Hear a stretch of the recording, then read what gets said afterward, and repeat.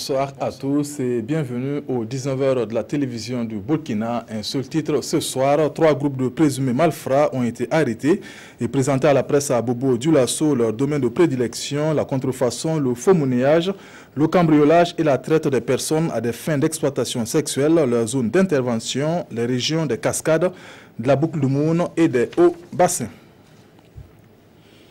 Le service régional de la police judiciaire des Hauts-Bassins a présenté ce mardi 3 groupes de malfrats à la presse. Ils sévissaient dans les régions des Cascades, de la boucle du Moune et des Hauts-Bassins, la contrefaçon, le faux monnayage, le cambriolage et la traite des personnes à des fins d'exploitation sexuelle. Tels sont leurs domaines de spécialité. Reportage Manekayen Seriki Milogo et Rachid Savadogo. Fin de cavale pour 3 bandes de délinquants. Devant les hommes et femmes des médias, le chef du service régional de la police judiciaire de l'Ouest fait le point des investigations pour le démantèlement d'un réseau de délinquants. Leur mode opératoire consiste premièrement à faire croire aux victimes que pendant la crise ivoirienne, ils ont pu dérober des billets de banque qui ne sont pas encore lavés. Pour convaincre les victimes, ils leur présentent un lot où ils prennent le soin d'insérer des vrais billets de banque qu'ils peignent et qu'ils arrivent à identifier facilement. Ils soustraient ces billets, ils les lavent, ils remettent aux victimes à les tester et bouffer. On a pu mettre la main sur des faux billets d'une valeur de presque 1 million avec 1-2. Outre les cas de cambriolage, une autre affaire est mise à nu. Il s'agit d'une affaire de filles convoyées depuis le Nigeria. Une fois au Burkina Faso, elles sont placées sur des sites d'orpaillage à des fins d'exploitation sexuelle. Des femmes là qui étaient ici pour venir chercher, c'est-à-dire les travailleurs, ces restaurants, maquis, quoi. Quand nous c'est arrivé au Burkina, les travailleurs, c'est pas restaurant. Maintenant, il a dit, si nous tu veux aller, tu veux payer 2 millions, 1,5 million par une personne. Tu veux payer comme ça. Maintenant, il a pris nous aller Banfara, nous c'est commencé à travailler. Le service de la police judiciaire invite une fois de plus la population à la dénonciation. Une dénonciation qui pourrait permettre de réduire le grand banditisme au Burkina Faso. La Corporation des étudiants en médecine de l'Association nationale des étudiants du Burkina, ANEB, section de Ouaguia, a organisé une conférence publique sur la dengue. Il s'est agi à travers cette activité pour ces étudiants d'apporter leur contribution à la lutte contre cette maladie à travers l'information et la sensibilisation. Irénée Kaboré, Alidou Savadogo. Selon les études du ministère de la Santé sur la dengue, la région du Nord a enregistré 30 cas suspects et 18 cas probables de la dengue de la première à la 39e semaine de l'année 2017. C'est donc pour contribuer à éradiquer ces fléaux dans la région que la Corporation des étudiants en médecine de l'ANEB Ouaguia a organisé cette conférence. Les signes cliniques de la dengue, sa prise en charge et comment la prévenir ont été entre autres grandes lignes de cette rencontre. L'un des signes capitaux, c'est la fièvre. Ensuite, à cette fièvre, il faut 2 des signes que je cite. Il y a la nausée, les vomissements, il y a des céphalées, il y a des éruptions cutanées. 2 au moins de ces signes associés à la fièvre. Et là, on peut dire que c'est une dengue suspecte. Pour mieux réussir cette lutte, les participants ont invité les étudiants à poursuivre la sensibilisation dans tous les secteurs de la ville de Ouaguia et dans les autres provinces de la région. C'est bien beau de s'asseoir pour donner des conférences, mais il faut vulgariser le combat. C'est un véritable combat. Aujourd'hui, c'est dengue. Demain, ça sera quoi? Étendre l'activité, la conférence sur la dengue ou autres pathologies dans toute la ville de Ouaguia, ça dépendra de l'appui des autorités. Si nous sommes appuyés, il n'y a pas de mal que nous puissions les faire. Les moustiques de la dengue se développent dans les endroits insalubres.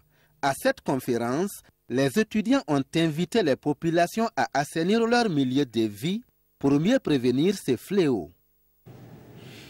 Les acteurs du domaine de la santé sont réunis à Dédougou. Ils vont renforcer leurs connaissances sur le financement basé sur les résultats. Il s'agit de doter les agents des rudiments de cet outil, un outil de performance dans la gestion des différents projets. En outre, ils vont échanger sur les réformes du système de santé au Burkina Faso. Reportage Yacouba Goro. Une des attentes de Judith, du district sanitaire de Boulza, c'est de découvrir le FBR, le financement basé sur les résultats. Comme elle, ils sont une vingtaine de participants des différents districts sanitaires du Burkina à se familiariser avec les notions du FBR et les réformes du système de santé. Les attentes, c'est vraiment acquérir des connaissances, maîtriser les concepts du FBR. Et je suis dans un district FBR, donc j'espère qu'à l'issue de cette formation, j'aurai vraiment de quoi retourner dans mon district et vraiment mettre en application les concepts de ce FBR. Le financement basé sur les résultats est un concept nouveau mis en application dans plus de 10 districts sanitaires du Burkina avec l'appui de la Banque mondiale et bien d'autres partenaires. L'idée de base, c'est de dire que plutôt que de donner l'argent chaque fois aux structures pour dire écoutez, prenez l'argent, exécutez votre plan d'action, on dit c'est quoi le résultat que vous voulez atteindre, ça coûte combien et on vous donne l'argent par rapport à ça. Et donc, à l'évaluation, on regarde vos résultats et on donne l'argent, on complète l'argent qu'on vous doit par rapport à l'atteinte de ces résultats. Donc, on donne l'argent en fonction des résultats concrets attendus.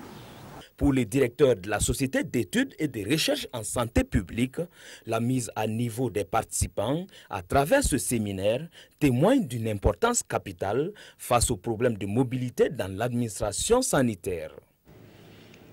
139 lauréats composent la QV 2017 de l'école de santé Magnifica de Bobo Dioulasso, composée d'infirmiers diplômés d'État, de sages-femmes, d'agents itinérants de santé et d'hygiène communautaire. Ils ont effectué leur sortie ce 11 novembre, une cérémonie placée sous le sceau de la discipline et la probité dans leur future vie professionnelle. Lamine Karantao, Siriki Milogo et Rachid Savadogo. Jure-tu de garder toujours intact le secret professionnel? Après 2 années de formation pour les uns et 3 pour les autres, à l'école de santé Magnifica, cette cérémonie consacre la sortie officielle de ces 139 agents de santé.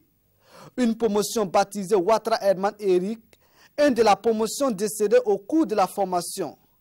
Par chemin à main, ils disent être prêts à affronter le marché de l'emploi. L'essentiel, ce n'est pas d'avoir le diplôme, mais de se servir de ce diplôme. Donc, on a eu à bosser pour avoir le diplôme, mais l'essentiel reste à venir. Cette sortie de promotion vient accroître l'offre en personnel de santé au Burkina Faso. Et pour relever les défis d'un accès universel aux soins de santé, la marraine invite ses filleuls à être des agents consciencieux, soucieux du travail bien fait.